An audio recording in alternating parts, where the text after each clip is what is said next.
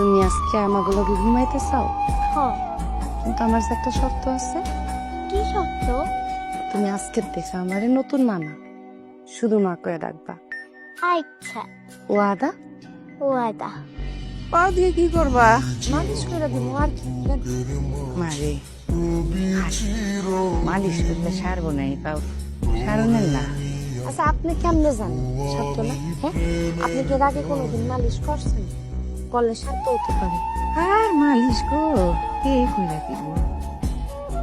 রূপার মা সারাদিন ফোন লয়ে ব্যস্ত থাকতো, মায়াদারেও ঠিক মতো দেখশন করতো না, খালি ওই বাড়ির রামধন বারান্দা একটু করতো, তাও সব সময় না। শরীর খারাপের অজুহাত দেখাইয়া শুইয়া থাকতো।